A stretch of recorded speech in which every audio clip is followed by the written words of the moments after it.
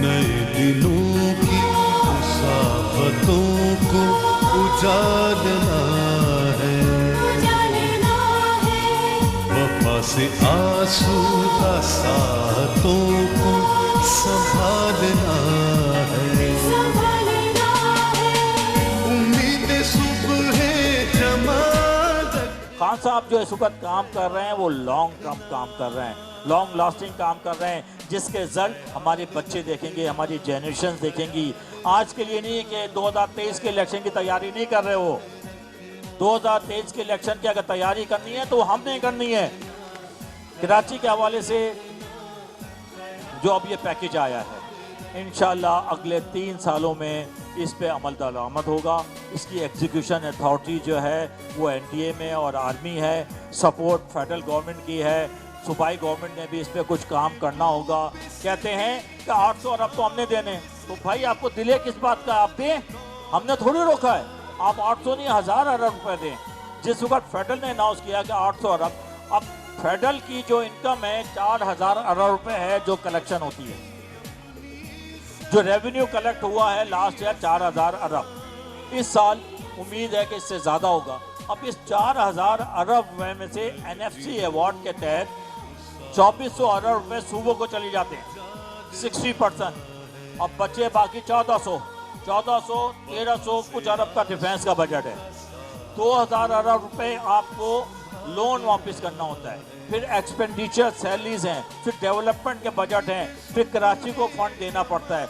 आप देखें, कराची के अलावा कभी आपने सुना किसी शहर को फेडरल गवर्नमेंट ने स्पेशल फंड दिए हों?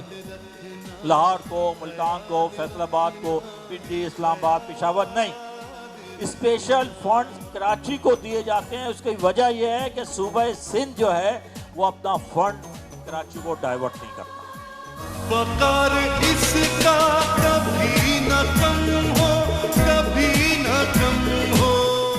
हमारी ज़ाती तौर पे भी आफ्ताब भाई की भी कोशिश होती है और मेरी भी जो है ये कोशिश होती है कि हम जो भी प्रोग्राम्स करें, जो भी हमारे विजिट्स हों, उसमें मैक्सिमम तौर पे हम अपनी तंजीम को पहली प्रायोरिटी दें, तंजीम को हम पहले बताएं और उनको ऑन बोर्ड लेके चलें।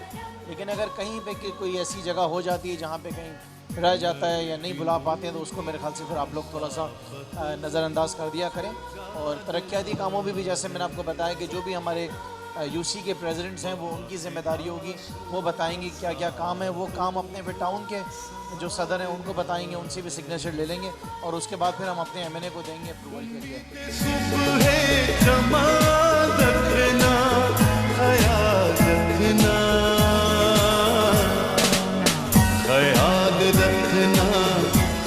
आगे बल्दियाती इंतखाबात आ रहे हैं, हमारे मसाइल बल्दियाती इंतखाबात ही हल करेंगे। ये तो अल्लाह का करम हो गया, खान साहब ने एमएनएस को फंड्स दे दिए, वो आ गए। आप लोग अपने हल्के में माशाल्लाह खर्च करते हुए नज़र आ रहे हैं। इंशाल्लाह अब सीबीसी के साथ हम ऑन बोर्ड आ गए हैं। हमारा जो नेक्स्ट बजट आ रहा है उसमें इंशाल्लाह दिल्ली कॉलोनी, पंजाब कॉलोनी, तमाम वो कॉलोनीज़ जो उस तरह से वहाँ काम नहीं हुआ, मुराद भाई ने शीट बना ली है और वो तमाम लोगों को रखा है, तो इंशाल्लाह आपके ये गिले शिकवे भी दूर हो जाएंगे।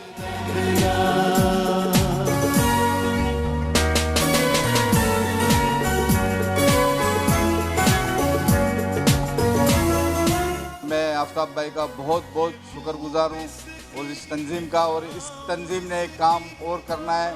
अब बल्दियात आ रही है और उसके अंदर हम लोगों ने जितनी कोशिश हो उससे भी ज़्यादा करके एक दफ़ा ये हम इंशाअल्लाह ताला आएंगे, क्योंकि बल्दियात हमारे हाथ में नहीं है, हम कुछ भी नहीं कर सकते। ना किसी एमपीए को 1 रुपया गवर्नमेंट की तरफ से मिला है, सिंध गवर्नमेंट वफाक से। ये आफ्ताब भाई को जो मिला है ये हमारा ईमान है कि 1 रुपया भी आप लोग का हम लोगों ने किसी ने भी कोई भी इधर उधर नहीं किया है।